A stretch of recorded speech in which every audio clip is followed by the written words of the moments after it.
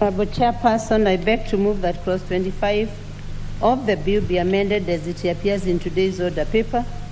The justification is that this is a constitutional requirement and the courts have made constitutional interpretation to this effect, where, officers of organizations have to be competitively sourced. So there is also a grammatical omission that is being corrected as well. All right, I propose the question that clause 25 be amended as proposed by the chair. Honorable Sankok.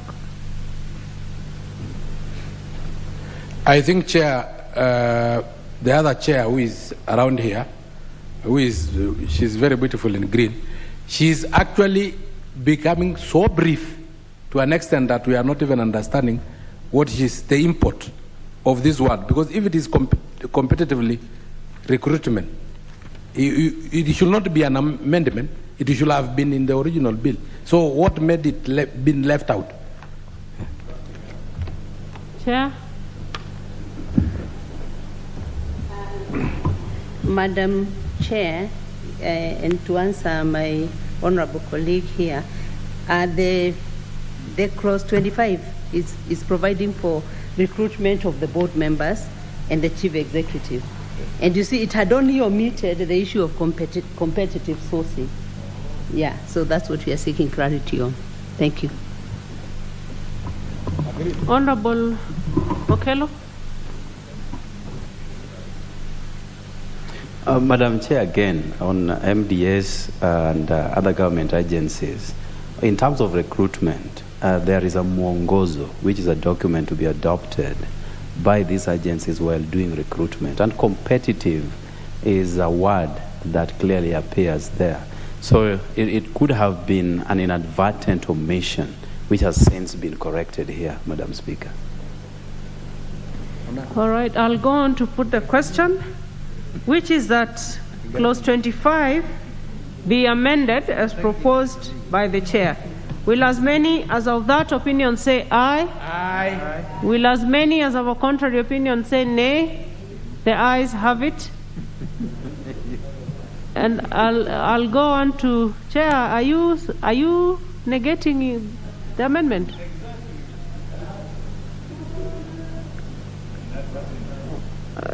That must be a word error.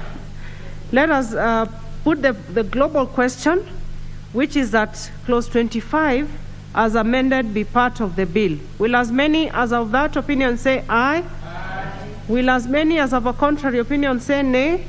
The ayes have it. Clauses 26 and 27. I propose the question that clauses 26 and 27 be part of the bill. And there being no amendment, I put the question that clauses 26 and 27 be part of the bill. Will as many as of that opinion say aye? Aye. Will as many as of a contrary opinion say nay? The ayes have it. Clause 28.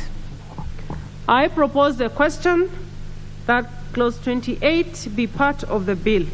Chair. Honorable Chairperson, I beg to move that clause 28 of the bill be amended as it appears into today's order paper.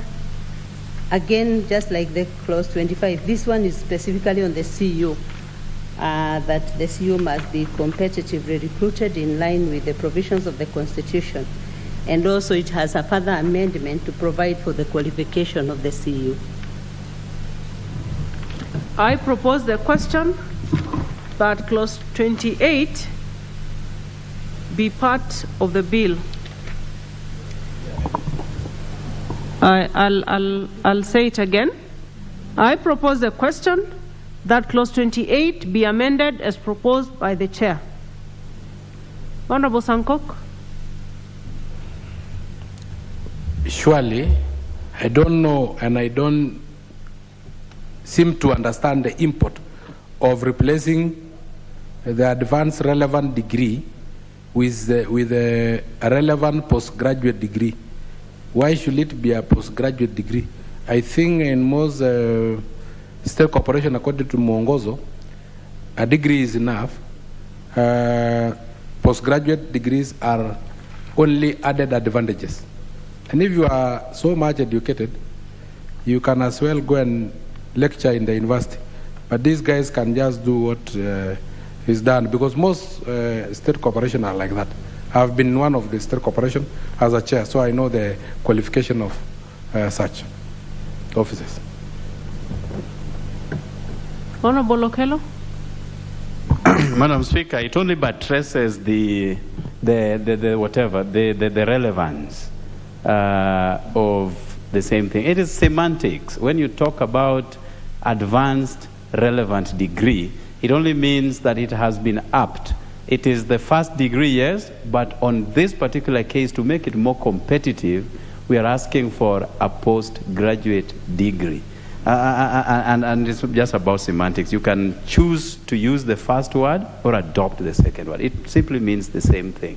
But for purposes of clearer understanding by the Kenyan populace, we are adopting the postgraduate degree. Thank you. I will go on to put the question, which is that Clause 28 be amended as proposed by the Chair. Will as many as of that opinion say aye? Will as many as of a contrary opinion say nay? The ayes have it. And I put the global question that Clause 28 as amended be part of the bill. Will as many as of that opinion say aye? Aye. Will as many as of a contrary opinion say nay? The ayes have it.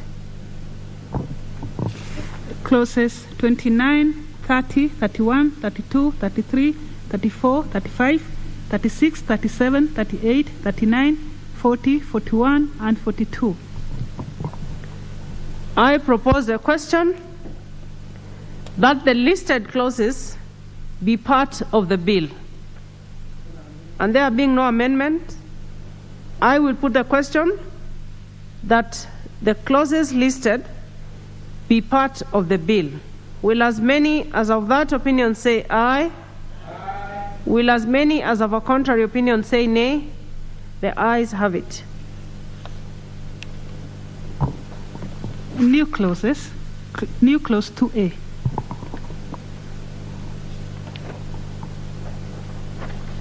I call upon the mover to move second reading of the new clause 2A.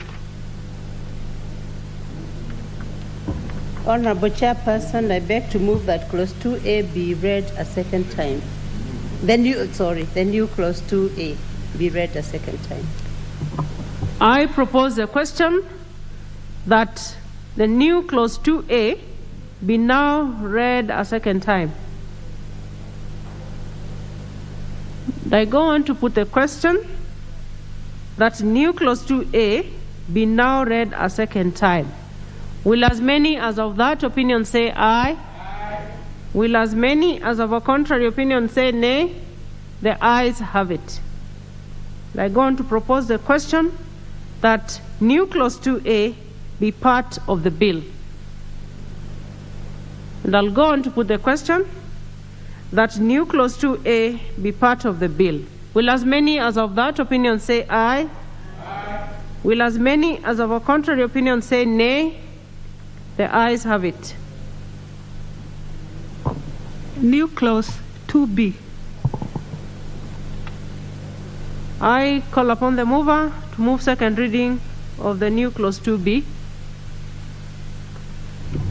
Honorable Chairperson, I beg to move that the new clause 2B be read a second time.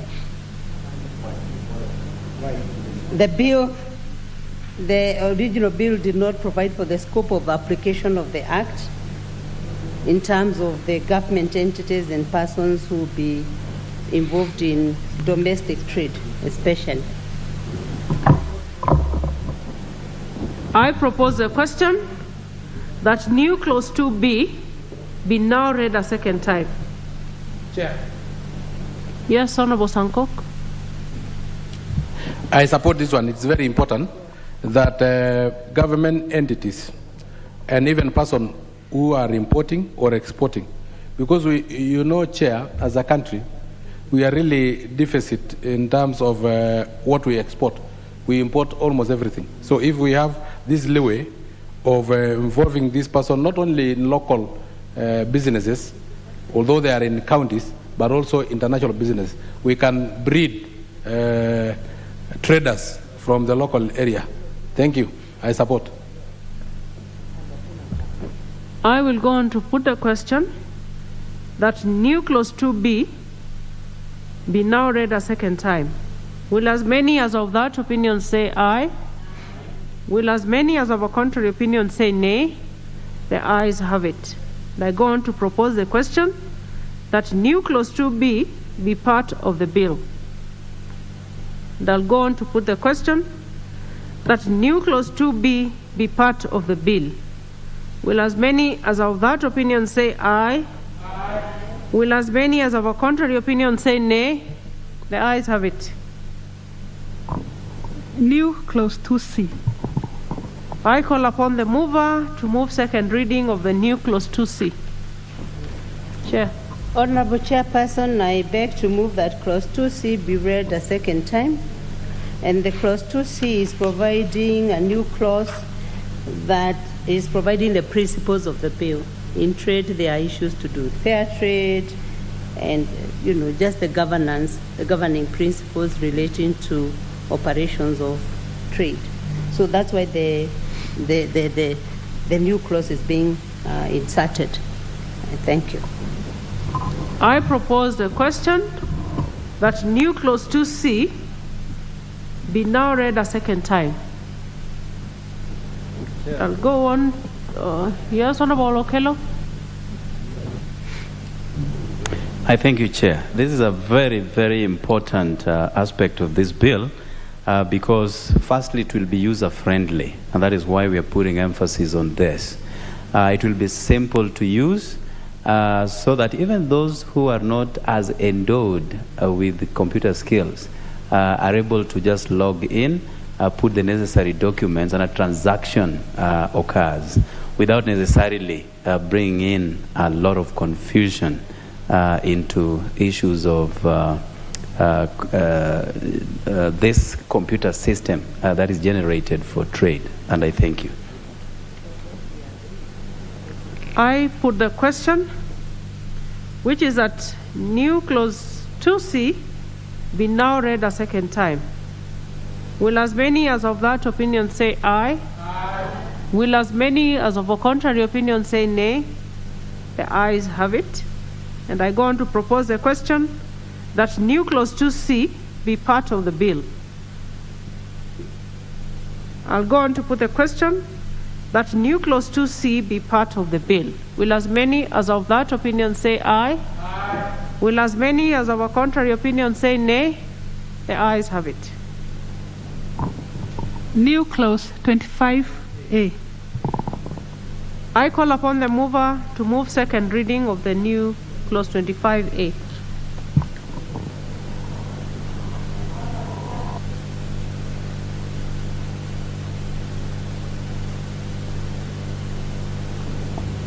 Honorable Chairperson, I beg to move that clause 25A be part of the bill. Again, the justification for this is, remember we had the bill, clause 25, the main clause 25 is providing for how board members will come to office, the CEO and board members. This one is on how they can leave office, either through resignation, in case somebody is removed from office, through legal means, or if a person is, of course, past his own. Thank you.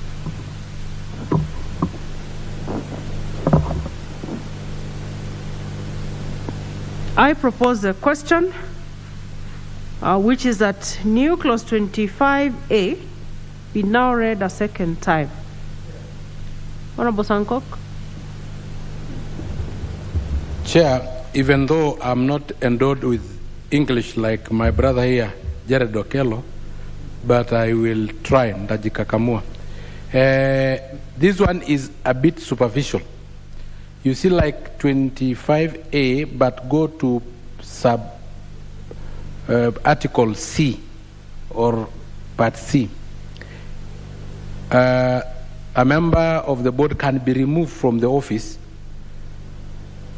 A is when he resigned, that is okay.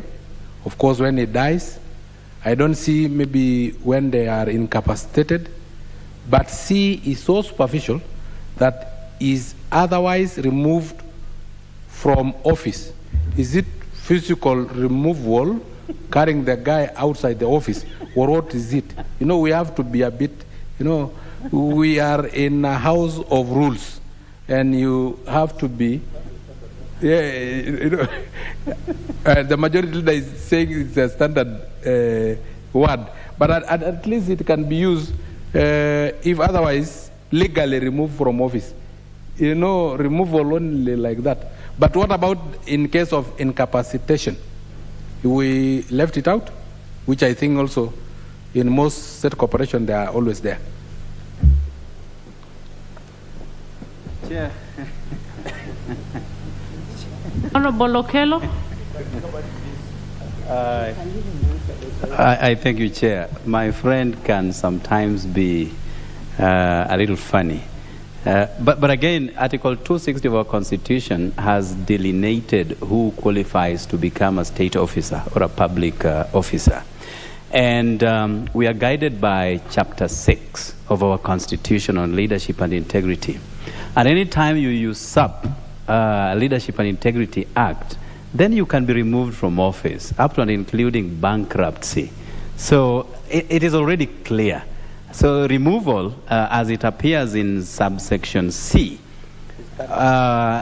emanates from Chapter 6 of our Constitution, Madam Speaker. And I thank you. I go on to put the question that new clause 25A be now read a second time. Will as many as of that opinion say aye? Aye. Will as many as of a contrary opinion say nay? The ayes have it. And I propose the question that new clause 25A be part of the bill.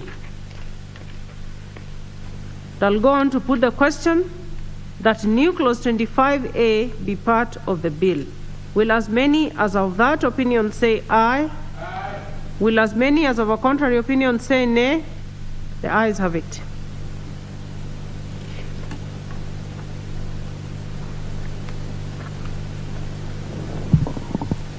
Schedule.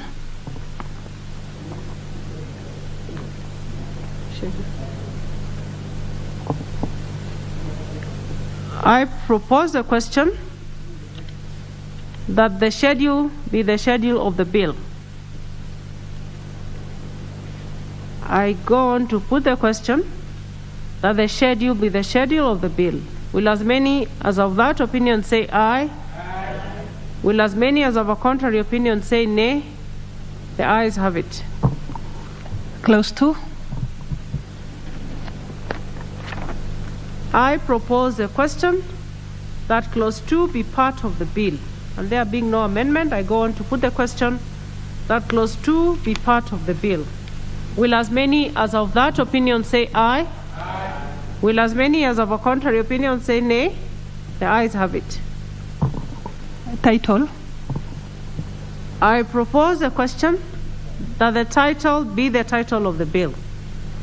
I go on to put the question that the title be the title of the bill. Will as many as of that opinion say aye? Aye. Will as many as of a contrary opinion say nay?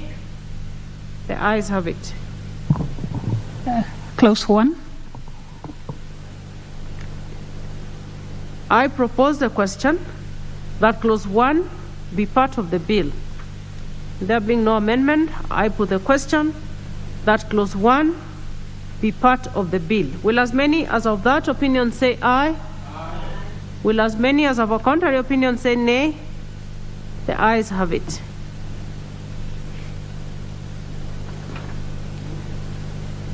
And for purposes of record, the Honorable Mwaniki, you are the Vice Chair of the Committee on Trade.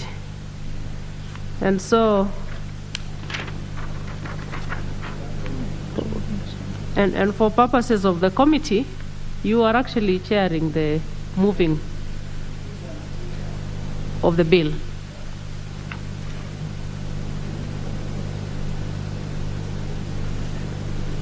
So don't go and overthrow the chair. It's just for purposes of the business of this afternoon. I will now call upon the mover to move reporting.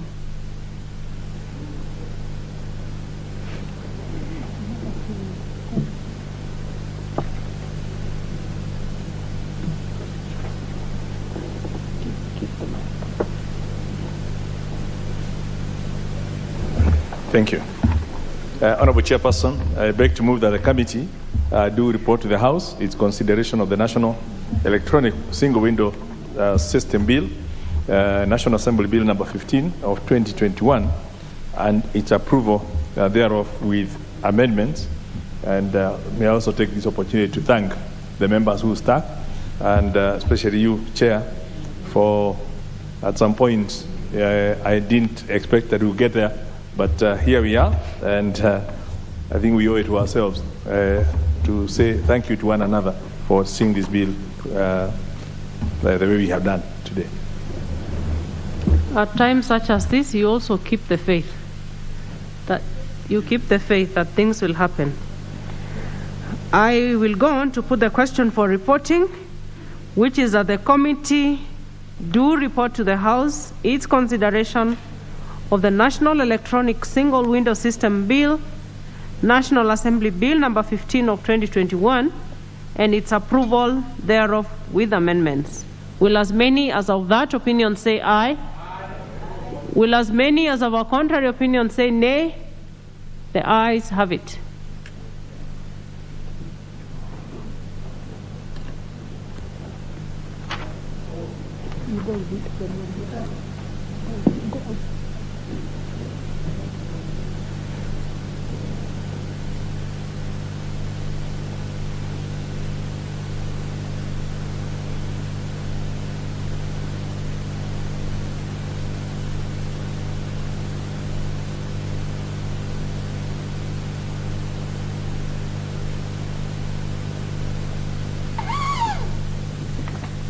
I will now call upon the chairperson to report to the House.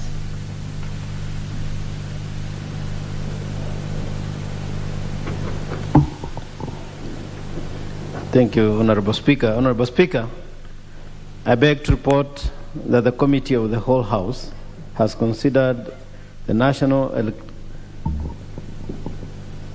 Electronic Single Window System Bill, National Assembly Bill number 15 of 2021, and its approval thereof with amendments. I call upon the mover to move agreement with the report. Honorable Speaker, I beg to move that the House do agree with the committee in the said report, and I also request the Honorable Ruth Mwaniki to second the motion for agreement with the report of the Committee of the Whole House. Honorable Mwaniki. Madam Speaker, I beg to second.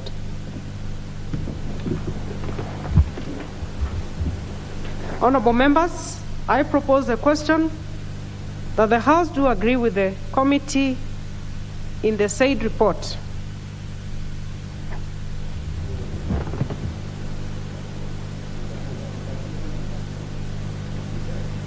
Honorable Sankok.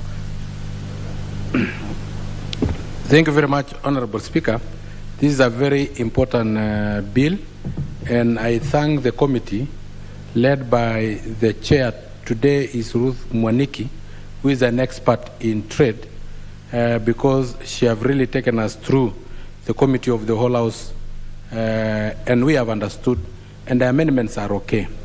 Honorable Speaker, the National Electronic Single Window System Bill, I think will come and solve a lot of issues that we are facing today as a country, because we had set aside some fund for fuel, to subsidize fuel.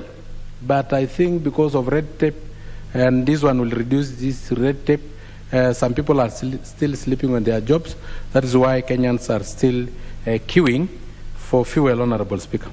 Honorable Speaker, and I think as we improve on this issue of a single window system, Honorable Speaker, will attract a lot of investors, and that means our economy will grow, Honorable Speaker, so that we can get out of the quagmire that we are facing now. Honorable Speaker, because today, generally, the cost of living has skyrocketed. And especially all liquid commodities are missing. Petroleum is not available in our pumps. Cooking oil prices are too high, milk is missing in supermarket shelves, even water is not available. The only liquid that is available currently in Kenya is alcohol, served at the right price and right temperature for obvious reasons. Honorable Speaker, I think with this, we will improve in our services and will be able to do more business and attract more investors and improve the economy of our country. I support. Honorable Okello. Madam Speaker, I thank you very much for the opportunity. I also want to thank my committee for banning the midnight oil, together with its secretariat and the leadership of this House, headed by the majority and minority leaders, for taking us through this. And Honorable Speaker, if there is anything that we have learned in the recent past, is that with Corona, we do not necessarily have to be physically present anywhere to do any transaction. And therefore, this bill is going to address those gaps that have existed for way too long, that a transaction can be completed electronically without necessarily having to travel. Honorable Speaker, another good thing with this is that it eliminates brokers who have perfected the art of reaping where they never sowed. And therefore, once you shall have logged all the necessary documents with KenTrade and other partners into this, then you don't necessarily have to know somebody for a business transaction to be completed. And therefore, this is an important milestone in the world of business, making things very easy. And at the touch of a button, somebody will be able to get what is needed in the market. And I thank you, Honorable Speaker. Honorable Kabinga.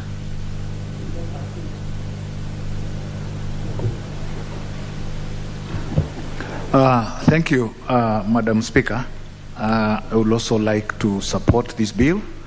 It's the right direction for our country. It places our country on top of others that have advanced in technology and ensuring that we are first and not second when it comes to technology, Honorable Speaker. And as my colleague did allude to, this is where the world is going. We don't need to be there to transact. We can be here to transact, and that is what is important for us, and I think is a lesson learned, more so during the Corona times. I was really impressed during the discussions, Honorable Speaker, to realize that my colleague, Honorable Sankok, is really updating himself on technology based on the discussions. And I am hoping that he will use the same knowledge that he seemed to have acquired to understand the reason why we would have shortage of oil in the world, not Kenya.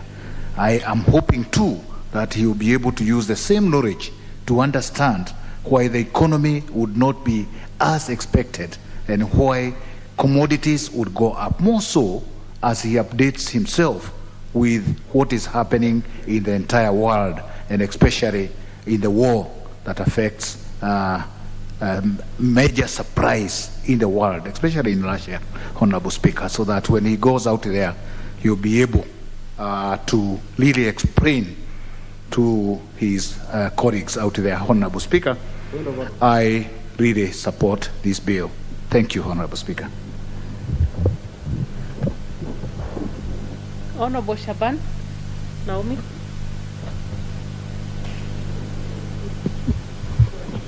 Asante sana Mheshimiwa Spika. Nataka kuunga mkono wenzangu ya kwamba wakati huu kila kitu ulimwengu mzima inafanywa kupitia mitandao ya teknolojia. Kwa hivyo Wakenya tunajiunga na wengine ulimwenguni ili kuweza kufanya mambo katika mtindo wa kisasa. Mheshimiwa Spika, ni dhahiri kuwa ulimwengu mzima sasa umekuwa kijiji kimoja, na vile umekuwa kijiji kimoja, pia sisi wa Kenya tunajiunga na wenzetu tuwe kijijini mle, ili tuweze kufanya shughuli zetu tukipitia dirisha hili la teknolojia, ili kuweza kuwa na mitindo ya kisasa. Asante sana Mheshimiwa Spika.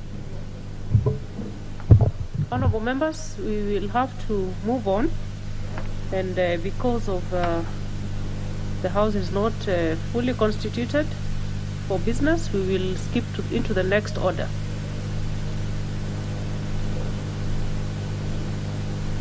And we will put the question on this one when it comes back in the order paper.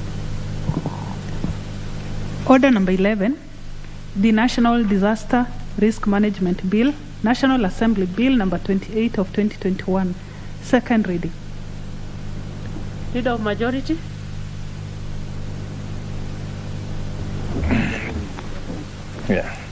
Yeah, Honorable Speaker, I beg to move that the National Disaster Risk Management Bill, National Assembly Bill number 28 of 2021, be now read a second time. Honorable Speaker, as we all know, disaster management in Kenya has always been a challenge and remains quite a challenge. Every so often, we faced by various disasters, some unpredictable, some unusual, some very unsettling, and some it's almost disasters we could have predicted but we didn't, or we could have acted on or prevented but we haven't. And the key question that lingers, or should keep lingering in our minds as we debate on this bill, is how have we in the past handled disasters? What lessons have we learned from those experiences, and what can we do with those lessons so that we can improve on our responses in the future? And that's basically the driving force behind this bill, to draw on the experiences, lessons that have been learned, and prepare more adequately for the future. Honorable Speaker, this bill then aims to achieve a couple of objectives. And the first one is to anchor within a legal framework the policies and structures for disaster risk management. The second key objective is to establish and equip certain institutions that will be responsible for handling and responding to disasters, to ensure that we have some effective and coordinated disaster preparedness, prevention, response, mitigation, and most importantly, how we recover from those disasters. And the third key objective of this bill is to enhance the resilience to the impacts of disaster risks and climate change, both at the national as well as the county levels.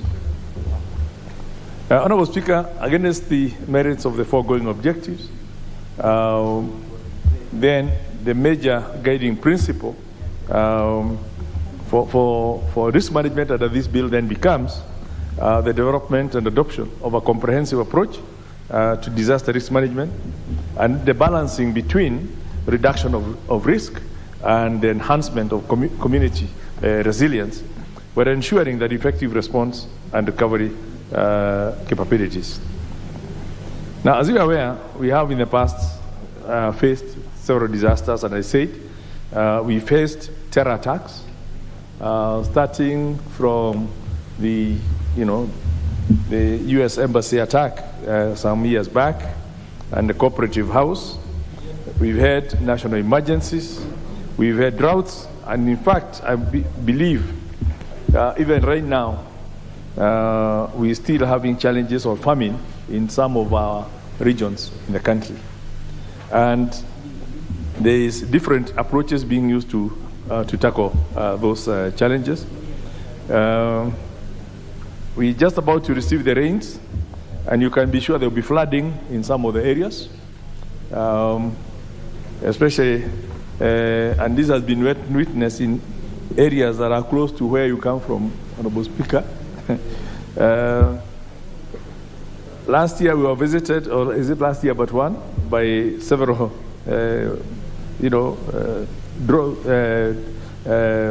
bounds of locusts invading our country. And worst of all, we had the COVID-19 pandemic that has really grounded issues, not just in Kenya, but globally. And in all this, the regular issue that keeps coming up is that we need to have to work within a concerted framework, put our efforts together in dealing with these disasters and emergencies.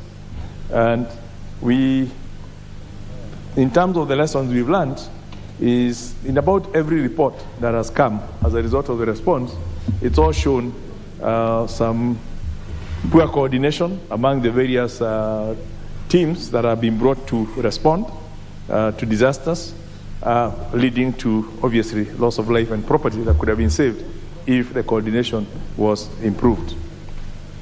So, much as it's coming toward the tail end, we know this bill has been with us, obviously, since May of 2021, but at least it's found itself now into the House, and we do hope that we'll be able to process it in both two houses so that we can have a legal and elaborate framework for dealing with national disasters, because I think we got upon to do that.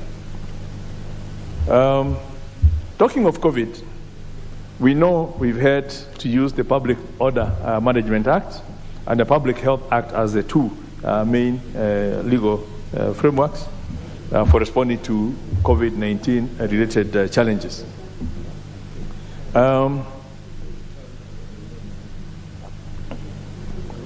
But while these were there, and they helped in terms of the health-related challenge, an emergency, these two pieces of legislation cannot help us or were not passed in anticipation of the need to have this rather wider issue that tackles not just health-related disasters, but all other disasters. And we believe that with this bill, it will lay down the legal foundation, not just for what to do, but also the coordination and collaborative partnerships that will be needed so that we have all the various institutions involved in disaster working in concert. And again, this is both at the national and the county, because this will be disasters happen everywhere. The Ministry of Interior and Coordination of National Government, the Ministry of Devolution, and the National Treasury have all in the past, either jointly or individually or separately, formulated and co-published disaster management policies. But again, all this exists in the different policy papers, in regulations and all that, and this bill now attempts to bring all those together within a statute so that the methods and approaches for disaster management are now anchored in law.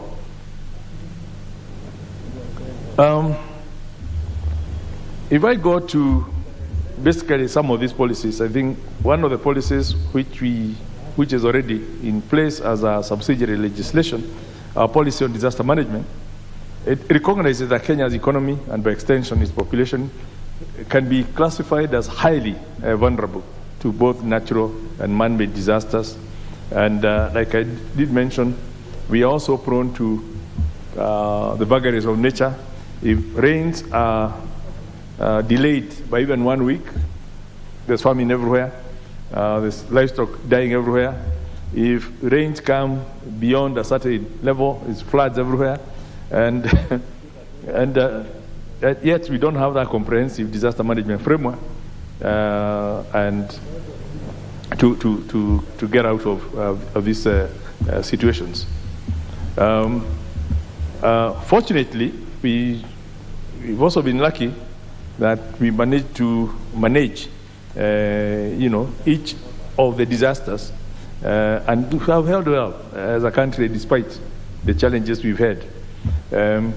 Yet we've not had this kind of system, but for some reason we are also resilient, and we've learned a few things.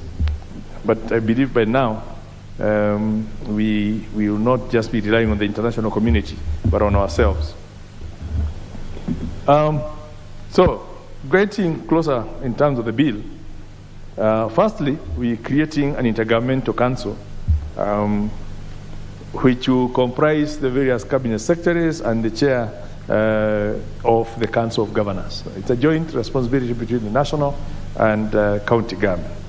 And this council shall provide both the policy and implementation direction to cabinet on matters relating to disaster risk management, among other functions, including also coordination and monitoring of the intergovernmental multi-sectoral entities that are responsible for disaster risk management. And most importantly, it shall also be obligated to provide a report to cabinet, to the National Assembly, to the Senate, and to the county assemblies.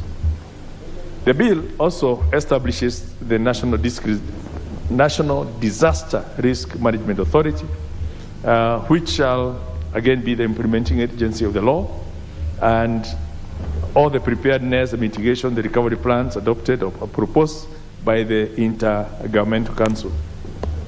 And the bill itemizes the various functions, which is coordination and support of public awareness campaigns and the civic education programs on risk management, because again, most of the disaster could well be mitigated if people had all the information and the right level of awareness in terms of what needs to be, what they need to do to prevent, and what they need to do when the disaster strikes.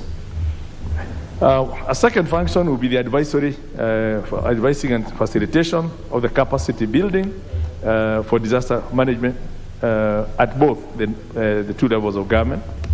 We also be charged with the responsibility for coordinating and collaborating with the relevant regional and international agencies and institutions in disaster risk management, and the promoting linkages with the key ministries, the community service organizations, international organizations, both county and sub-county and community-based disaster risk entities, among other functions. Honourable Speaker, then to my mind, the proposal to establish this centralized system of responding to and managing disasters is long overdue. And we know, like I mentioned, we've had several disasters. We've had lessons that we learned from history. And even there has been attempts, like I said, in terms of responses and bringing into law. I'm also aware that we have a bill, the National Disaster Management Authority Bill of 2019, that was sponsored by the member for Kikuyu constituency. I would have wished he was here so that he can also contribute to this, which was passed by this House and not too long ago, and is one of the bills that have been forwarded to the Senate.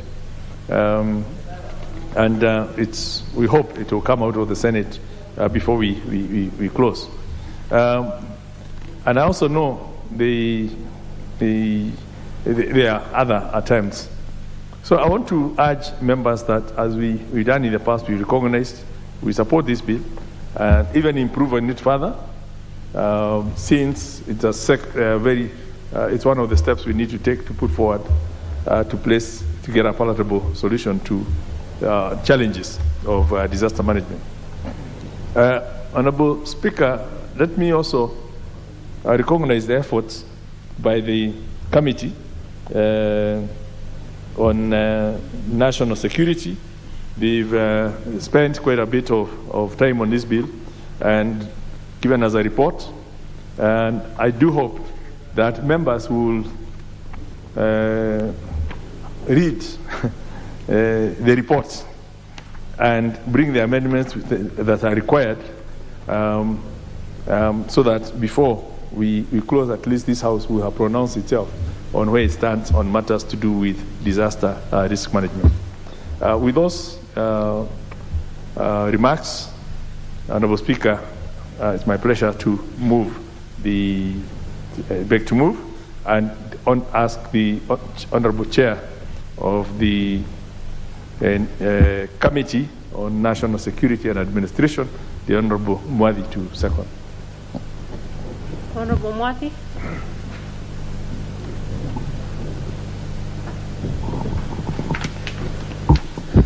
Thank you, Honorable Speaker. Honorable Speaker, I rise to second this bill. And in seconding, Honorable Speaker, want to mention that this bill was first read in the House on Wednesday, 1st September 2021, and subsequently it was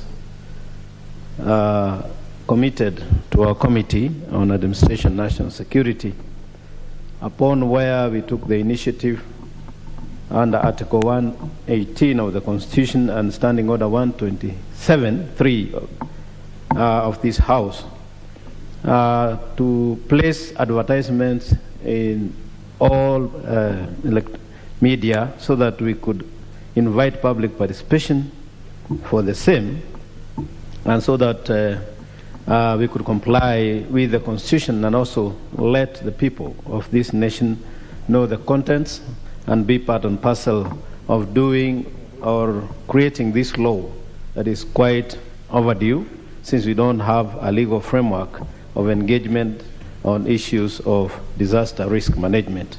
Honorable Speaker, this bill seeks to establish the National Disaster Risk Management Authority and the County Disaster Risk Management Committees to provide for legal framework for coordination of disaster risk management activities and for other purposes. Honorable Speaker, the object, among others, is the provision of legislative framework for disaster management and to enhance effective and coordinated disaster preparedness, prevention, response, mitigation, and recovery. Just as alluded to the Leader of Majority, that has not been coordinated before, and therefore the need to have this legal framework so that those activities can be coordinated. Honorable Speaker, it further seeks to establish institutional framework on disaster risk management, which includes Intergovernmental Council on Disaster Risk Management at the apex, and of course cascading down to the counties, so that we have units that are also coordinating with that Intergovernmental Council on Disaster Risk Management at the apex. Honorable Speaker, if you look at the history of disaster in this country, we find that it was not viewed as an integral part of our planning, or so that those who are planning, Honorable Speaker, may have had an oversight over the need to properly plan, because disasters can strike any time. They have stricken before, they keep on striking, but for somehow we just used administrative procedures to address the issues that arise out of disaster. So, Honorable Speaker, let me cite two occasions, like one in 1999 to 2001, when there were severe droughts across the country, and which gave rise to various initiatives by the Kenya Food Security Meeting, which was formulated to address the issue of food security. Honorable Speaker, from the onset, it is important to note that Kenya preparedness, this country's preparedness in terms of response to disasters, has been challenged by lack of harmonized policy, legislation, and institutional framework, inadequate capacity, and reactive rather than proactive approach to disaster management. Honorable Speaker, the situation further is aggravated by the fact that there are various institutions dealing with the disaster management and the related activities in the names of ministries, departments, agencies, and some specialized sagas, that is semi-autonomous governmental agencies, as well as county government. Some of the agencies, Honorable Speaker, for the benefit of members, is like the National Disaster Management Unit, NDMU, dealing with the disaster on one side. Another is National Disaster Operations Center, also dealing with the disaster with different parameters of how it deals with disaster. The National Drought Management Authority, NDMA, dealing with disasters in certain counties. And all these efforts are not coordinated, Madam Speaker. So, Honorable Speaker, it is very important to bring all this under one legal framework and policy that will be properly coordinated with agencies that coordinate, and not only coordinate, they also have interlinkages that are going to address the issues arising therein. Honorable Speaker, in considering the bill, the committee noted in the recent years the frequency and magnitude of disasters that develop from natural and man-made hazards has continued to arise. And currently, Honorable Speaker, we all know that we are experiencing a drought, which is part of what disaster that we have in this country, and which needs not a reactive approach, but a properly planned approach, which would be done by such a body as being created by this legislation. Honorable Speaker, the enactment of this law will immediately inform transformational change in the disaster risk management in the country through, among others, the following. One, harmonization of policy, legislative, and institutional frameworks. The fact that there will be only one national institution charged with the mandate of disaster risk management will create order and bring about concerted approaches towards disaster risk management. This will strengthen disaster risk.